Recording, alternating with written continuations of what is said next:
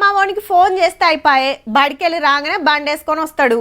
మా బుజ్జి అయితే అప్పుడే స్కూటీ నడుపుతుంది తెలుసా. ఇద్దరం కలిసి మార్కెట్ గిన పోతాం. డాడీ జర బండి రాదు, మా దోస్తు బర్త్డే పార్టీ ఉంది పోయొస్తా.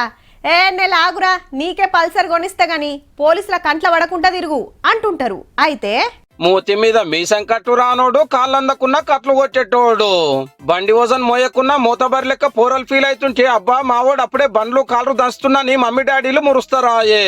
కానీ ఆయనతో రోడ్ల మీద ఏమన్నా అయ్యిందనుకో పిల్లగాడు దావకాన్లా బండి చెట్ల వాడుడే కాదు అయ్య వాళ్ళు జైలుకు పోతారు. మళ్ళా కార్ అయినా బండి అయినా ఎవరిదైతే వాళ్ళ మీద బాజాప్తా కేసు అవుతుంది, కోర్టుకు పట్టుకపోతుండ్రు.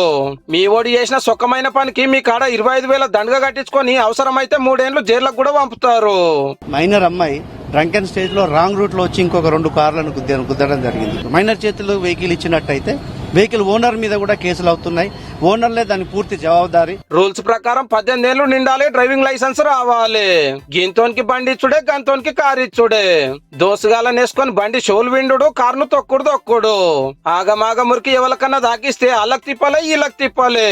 ఇట్లా చిన్న పూరలు డ్రైవింగ్ చేసుకుంటా దొరికితే ఆ బండి రిజిస్ట్రేషన్ ఏడాది క్యాన్సిల్ చేస్తున్నారు. పిల్లగానికి 25 ఏళ్లు నిండేదాకా లైసెన్స్ రాకుండా కట్టడి చేస్తున్నారు. ఎవ్రీ డే ఒక 10 నుంచి 15, 20 కేసుల వరకు మేము నమోదు చేస్తున్నాం. మీరు వాహనం ఇచ్చి ఏదైనా ప్రమాదం జరిగితే దానికి మీరే మొదట పాపము తీసుకున్న వాళ్ళు అవుతారు. కాబట్టి చిన్నోళ్ళ చేతిలో స్టీరింగ్ పెట్టకుర్రి, ఆపదలో పడకుర్రి. చెప్పవలసింది చెప్పిన మీ ఇష్టం ఇక.